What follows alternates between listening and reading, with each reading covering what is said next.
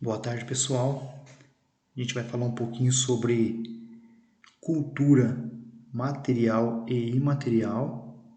É o tema da nossa aula de sociologia. Ela se relaciona com o que a gente já vem trabalhando na disciplina de história, né? A questão sobre cultura. Então a gente vai ver hoje o que é uma cultura material, o que é uma cultura imaterial, o que é diversidade cultural, etnocentrismo e alguns exemplos que explicam o que pode acabar acontecendo numa sociedade quando não respeitamos essa diversidade cultural, a opinião e a visão do mundo do outro. Então vamos lá. O que é cultura? A gente já viu na aula de história, né, que culturas todos temos, é uma herança biológica e também uma herança social. Na questão levada ao pé da letra ali, ela pode ser interpretada como algo que é plantado, interligado à agricultura, ao conhecimento. Então, nesse caso, vem do verbo cultivar. Então, outra concepção de cultura diz respeito à erudição, que significa conhecimento variado e é característica de pessoas detentoras de vasto e profundo conhecimento em diversos assuntos, mas trazendo para a nossa realidade, estamos falando de pessoas de certo grupo social, de certo padrão cultural, de certa sociedade, sociedades que, como a gente viu semana passada, são sociedades distintas, porém nem inferior nem superior. São formadas por pessoas que pensam, têm visões, sonhos e acepções diferentes umas das outras. As várias culturas. Segundo Clifford, a gente tem significados construídos dentro dessas relações sociais. Então a gente tem costumes, crenças e também medos. É tudo isso aqui, todo esse conhecimento de mundo, né, todas essas pequenas particularidades que determina certa sociedade. É o que dá característica, união e estabilidade para certos grupos sociais. Levi Strauss, a gente vai estudar muito dentro da disciplina de sociologia. Ele afirma em uma de suas citações que cultura é este conjunto complexo que inclui conhecimento, crença, arte, leis, costumes e várias outras aptidões e hábitos adquiridos pelo homem como membro de uma sociedade. Então não tem como a gente falar de cultura, nem material, nem imaterial, se antes não estivermos inseridos em uma sociedade, porque o homem é um ser social. Para a sociedade funcionar, é como uma engrenagem de uma máquina. Tudo deve estar em perfeito funcionamento, sintonia. Então, assim, a gente tem como exemplo a escola. Para a escola funcionar, precisa do professor. Mas precisa do aluno também, certo? Só o professor e o aluno conseguem fazer a escola funcionar? Não. A gente precisa do serviço do motorista, da monitora, do zelador, da cozinheira, né, de quem vai limpar a sujeira que a gente vai fazer, do diretor, da coordenadora, de todo mundo. Toda e qualquer função dentro de uma sociedade faz a engrenagem funcionar. Levi Strauss, ele vai ser muito importante dentro desse contexto, porque ele vai se aproximar, por exemplo, das tribos indígenas do nosso país ali, para reconhecer a importância dessa diversidade cultural. Conhecer o que? O respeito, para demistificar aquela questão de que existe culturas superiores, não existe hierarquias dentro do padrão cultural. O que existe são culturas diferentes, e só assim a partir do momento em que a gente começa a analisar dessa forma, que a gente não está certo em tudo. Tem outro mundo aqui fora. Tem outras pessoas que pensam de formas diferentes. Só assim que a gente pode melhorar a nossa sociedade. Então, cultura todos temos. Todos. Então, a minha cultura, a sua cultura, a nossa cultura não é superior a nenhuma outra, nem inferior a nenhuma. Mas também o que a gente pensa, analisa, não é melhor para os indígenas, por exemplo. A nossa verdade não é uma verdadeira, não é uma verdade absoluta para outra sociedade. É isso que a gente tem que analisar. Por quê, professor? Porque tudo isso aqui, crenças, teorias, construções, objetos, valores, leis, normas, artes e costumes diferenciam certas sociedades. A gente viu na aula de história. É diferente. Nossas crenças, o nosso Deus, nossas teorias, nossos valores, nossas leis, pode se assemelhar a alguma coisa, mas é diferente. A gente tem costumes, normas. Se pegar o nosso país ele é gigantesco, é um país continental. O que é correto, a crença, o que se acredita lá no Nordeste é diferente no Sul. O que se fala, pensa no Sul, a diversidade cultural, o que pratica ali é diferente do Nordeste. Ah, eles são piores? Não. Eles são iguais? Também não são, mas são diferentes. Não há inferior nem superior dentro desse contexto. É isso que a gente tem que analisar, porque esses fatores são fatores de identidade cultural, ou seja, características da cultura é relativa, varia no tempo e no espaço. Assim dizemos que existem culturas, não existe uma única cultura. Então, dentro de uma mesma região, podemos ter várias culturas. O nosso Mato Grosso ele é rico nisso. A gente tem gaúchos, nordestinos, a gente tem o que? Várias pessoas que vivem em harmonia, mas que têm hábitos alimentares, culturais diferentes, não inferiores, somente diferentes. São esses fatores aqui que a gente viu, tá? Que determina a diversidade cultural. Então, essa diversidade cultural ela tem que ser, acima de tudo, respeitada. Respeitada sempre. Por quê, professor? Segundo Maria Lúcia Aranha, tá? Esses valores de identidade cultural, essas variações dentro de uma mesma sociedade, torna a vida segura e contínua para essa sociedade humana.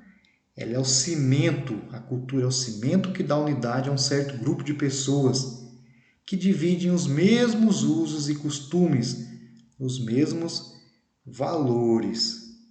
Desse ponto de vista, portanto, podemos dizer que tudo que faz parte do mundo humano é cultura e que todos nós somos cultos, pois dominamos a cultura do nosso grupo, ou seja, nosso grupo, seja ele urbano, rural, indígena ou de outra etnia, de uma ou de outra crença religiosa ou de qualquer outro tipo. Maria está falando sobre o que? Justamente o que a gente acabou de ver, a diversidade cultural. É infinita, a gente tem várias culturas, todas distintas, mas nenhuma inferior. Então, o que se pensa na cidade é diferente do rural, o indígena pensa de uma forma, o quilombola de outra, o meu Deus é um Deus, o seu é outro, e assim funciona a nossa sociedade. O problema dentro desse contexto cultural, quando não se respeita, quando há rejeição, quando se pensa a minha cultura é superior, quando não há compreensão para o mundo externo e você se fecha dentro do seu mundinho, achando que tudo gira em torno do seu, dos seus costumes, das suas crenças, dos seus valores. A gente dá o nome de etnocentrismo. Etnocentrismo é a total rejeição de culturas diferentes. Então, ele observa a sua cultura em função da sua própria cultura. Ou seja, ele olha para o outro e analisa o que o outro está praticando de acordo com aquilo que ele acha que é o correto. Então ele tenta ao máximo se distanciar do restante dessas culturas.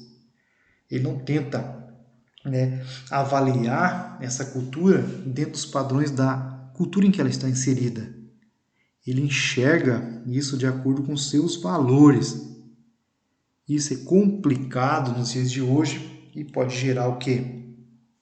Racismo, xenofobia, a intolerância religiosa é uma das questões que mais giram nessas mídias e a gente mais observa na TV, principalmente até morte.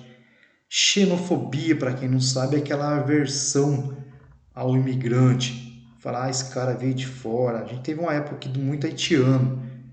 O professor já trabalhou com os haitianos, né, em outra escola. E era tranquilo, eram pessoas trabalhadoras que vieram de fora tentar a vida. Ah, professor, mas estão roubando nosso emprego. Eles não estão roubando nada. Nosso país sempre foi assim. Em 1888, quando teve a abolição da escravidão, nosso país era a maioria de negros.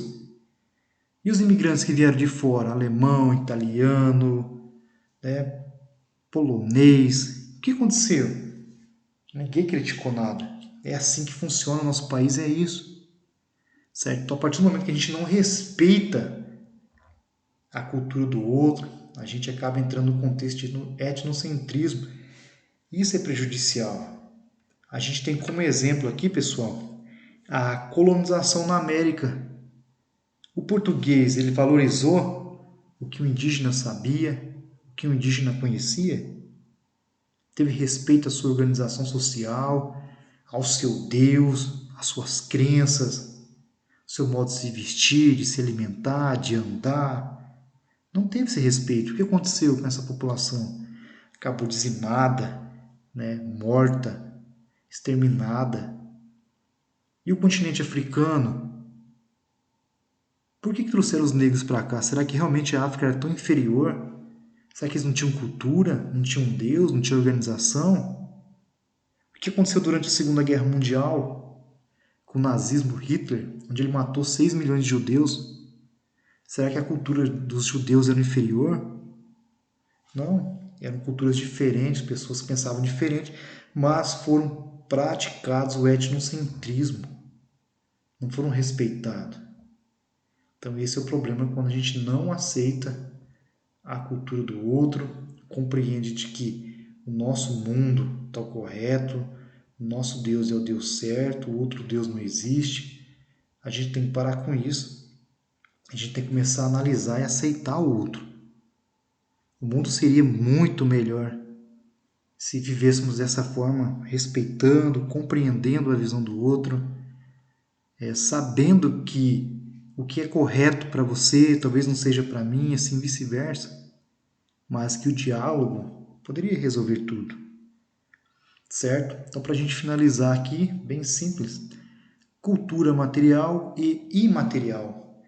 Material, você já sabe, é algo que você toca, você consegue pegar, sentir, olhar. Imaterial, você não consegue.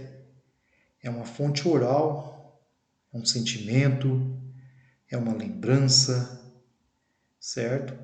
Então vamos lá. Em linhas gerais, a cultura material está relacionada à finalidade ou ao sentido que os objetos têm para um povo numa determinada cultura, ou seja, a importância e a influência que exerce na definição da identidade cultural de uma sociedade. Então a gente tem os quilombolas, por exemplo, o seu patrimônio, a sua ideologia, suas moradias, onde eles viviam, o material que usavam. Então isso aqui é o que? Físico, é um objeto, um artefato, e é entendido pelos seres humanos como um legado, como algo a ser aprendido, usado e preservado que ensina a reproduzir o mesmo objeto ou guardar sua memória. Um exemplo bem legal também é a charrua, aquele primeiro arado de ferro usado lá na Idade Média, que era atrelado ao boi, ao cavalo, que era usado nas lavouras. dali vão conseguir se produzir mais, vai surgir o sistema trienal, essas pessoas vão começar a ter o excedente porque produziram mais, então vão aumentar os filhos, assim aumenta a população, sobrando produto começa a vender, surge o comércio, depois disso vem o capitalismo. Então tudo gira em torno dessa identidade cultural, do valor material que esse objeto apresenta para determinada sociedade. Mas como vimos, é para determinada sociedade, não é para todas. Talvez não seja importante para mim, nem para você, mas para o contexto cultural em que está inserido é. E aqui, para a gente estar finalizando, um exemplo, a Igreja do Senhor Bonfim, né, uma cultura material. A gente pode observar, se quiser ir lá tocar, você vai ver as imagens, os santos e assim por diante. E a cultura imaterial, né, a gente pode definir como conhecimento que não é transmitido por livros, registros formais ou ensinamento sistemático, mas sim pela forma oral, por gestos, que é transmitido de geração para geração. Tradição e transmissão de conhecimento são fatores essenciais para a continuidade da cultura intangível, também chamada de cultura imaterial, e para a construção da identidade de um grupo, povo, nação. Então, para a gente finalizar com uma imagem, não teria outra imagem melhor do que essa, que é a roda de capoeira, tá bom? Então, é uma cultura imaterial, foi transmitida de geração em geração por escravos que vieram naqueles navios negreiros e chegaram ao nosso país para desempenhar as mais variadas funções como escravos, como mercadorias, sem opinião, sem nada. Mas está aqui, deixou um legado muito bonito para nós. Então, culturas são diferentes e precisam ser todas respeitadas. Tá bom, pessoal? Anotem suas dúvidas, suas sugestões e entre em contato com o professor. Tá beleza? No mais, se cuidem.